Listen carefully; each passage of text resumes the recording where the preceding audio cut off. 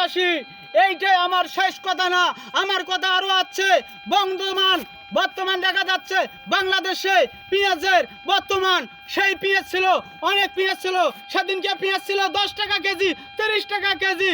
আজকে সামান্য বন্যার পানি চলে আসলো, ভারত থেকে পানি চলে আসলো, আর এই পেঁয়াজের দাম কে যে কোথা থেকে বাড়াই দিল? কেন? পেঁয়াজ কি স্টক ছিল না আমাদের? পেঁয়াজ কি আমাদের ফ্রিজে ছিল? এই পেঁয়াজটার দাম কে বাড়াইলো? কেন বাড়াইলো? এই জিনিসটা আপনারা ভালো করে লক্ষ্য রাখেন যে এই দেশটার মধ্যে কি কারণে সিন্ডিকেট চলতেছে। আমি যদি ঝালমুড়িওয়ালা হয়ে এই প্রতিবাদ করতে পারি, আপনারা দেশের প্রধান হয়ে তা পারতেছেন না কেন? আপনারা একটি ব্যবস্থা করেন যে কোনো স্টক জিনিসের রেট যত বাড়ে না। তবে প্রিয় দর্শক ভাইরা আমার, আমি একটি কথা বলতে যাচ্ছি, সেটা বড় কথা নয়। আমার আজকে কলিজা ফাটি যাচ্ছে এই জিনিসপত্রের দামগুলো দেখিয়া।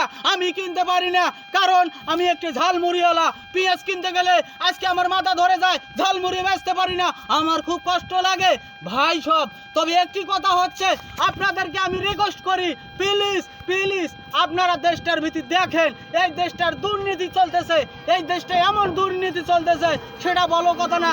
আমি একটি গান কইছিলাম, ঢাকা শহরে খায় পলিডিন করি, দেরামে দেখায় নেতাগিরি। এই গানটি আমার আপনাদেরকে আবারও শোনাই দেখাবো যে কেন আমি এই গানটা বলেছি। এই গানটি আমি দেখতেছি বাস্তবে। আজকে ভারতের পানি কেন আসলো আমাদের বাংলাদেশে? ওরা কি পানি বুকের মধ্যে রাখতে পারে নাই? আমাদের বাংলাদেশের ইলিশ মাছ আমরা যথেষ্টভাবে রেখেছি। আমরা তো ইলিশ মাছের দাম বাড়াই নাই, কোনো সময় আমরা বাড়াই নাই। ভারত কেন পেঁয়াজের দাম বাড়াই দিল? ভারত কি কারণে পেঁয়াজের দামটা বাড়ালো? তবে আমি একটি কথা বলতে চাচ্ছি, আমার যখন ভোট আছে আমি উচ্চস্বরে একটি কথা বলতে পারবো। আমার একটা ভোট 1 লক্ষ ভোটের সমান।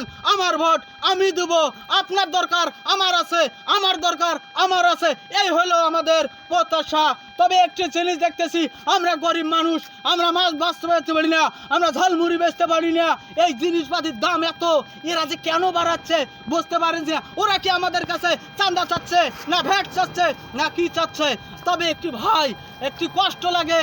আপনারা যদি আমার প্রাণের ভাই হয়ে থাকেন, আপনারা যদি নেতা হয়ে থাকেন, আপনাদেরকে আমরা বুকের মধ্যে রাখবো, কলিজার মধ্যে রাখবো, সিনার মধ্যে রাখিব, আপনাদেরকে আমরা অন্তরে রাখিব।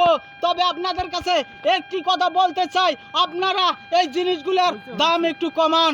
আমার এই জিনিসগুলো আর সহ্য হয় না। আজকে যদি একটা নেতা হইতো, তাহলে তাকে 100 মিনিট সময় দেওয়া হয়তো যে প্রধান নেতা আমাদের কথা বলতেছে। আজ আমি ঝালমুড়িওয়ালা হয়েছি দেখে কারো কাছে কোনো সম্মান পাই না, দাম পাই না। কেননা আপনারা আমার কথা শোনেন আর ধরেন। প্রিয় দর্শক, এই পর্যন্ত আমার বক্তব্য শেষ। নেক্সটে আবার আমার কথা হবে।